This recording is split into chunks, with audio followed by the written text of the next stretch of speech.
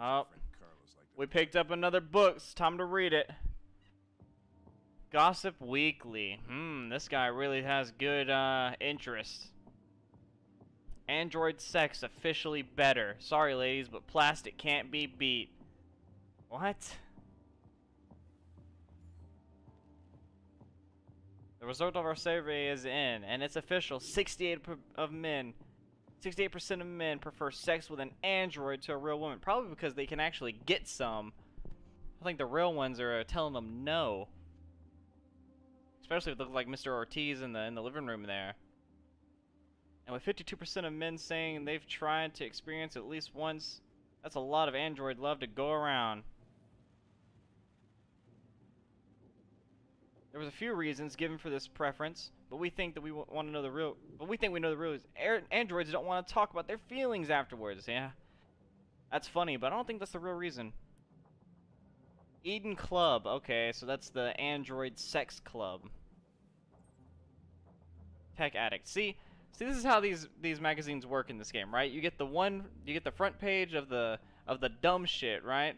And then when you flip it, it's like, okay, someone could actually read this and not lose a brain cell. All right, so new app plus headset allows for live translation of all languages. See, I've been saying this was gonna happen. I want to meet an android.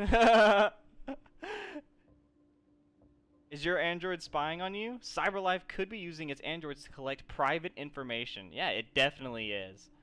Zero gravity subway to connect NYC and DC in 45 minutes. That is cool. Imagine, like, being able to travel across the country. I guess it's not really across the country, but that's a pretty far away in, like, less than an hour. Or even if you could, like without using a plane. Like, obviously, we already have that, but... Is your android spying on you? CyberLife could be using its androids to collect private information. More and more experts are suggesting that CyberLife uses 120 million androids to record details of private conversations and its customers to sell them trading partners. Okay, so that's probably true, seeing how we already do that, as it is, with our cell phones. Ever talked about buying that new car while eating dinner with your partner? CyberLife could use that information or for targeted advertising. Here's my take on targeted advertising, right? It's not necessarily a bad thing if you don't mind your privacy being intruded in that type of way, right? Because think about it like this, right? Ad companies are already, when they pay someone for an ad, they're already doing that in a way that's gonna maximize their targeted audience, right? Like, you wouldn't find some random cleaning ad on a streamer stream, right?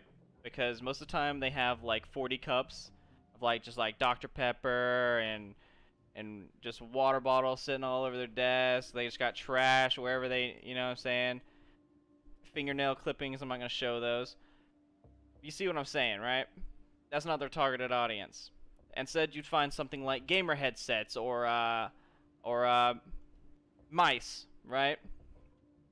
Something people would actually use that are watching that particular content, right?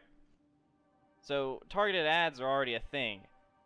If they can record your conversation and see that, hey, I was wanting to buy this, I was wanting to buy that, could necessarily be a good thing, seeing how humans are likely to forget what they actually wanted. Then again, it is also an intrusion on an invasion of your privacy. So, I mean, read the terms and conditions before you press accept. That's what I say.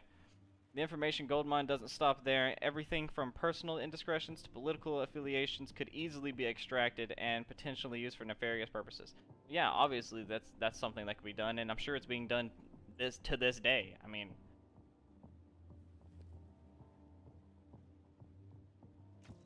we all heard what Snowden said. Chris, I want full analysis. Not like he lied about it.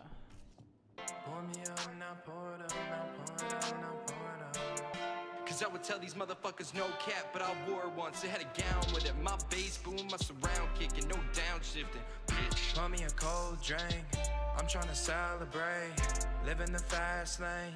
sipping on champagne.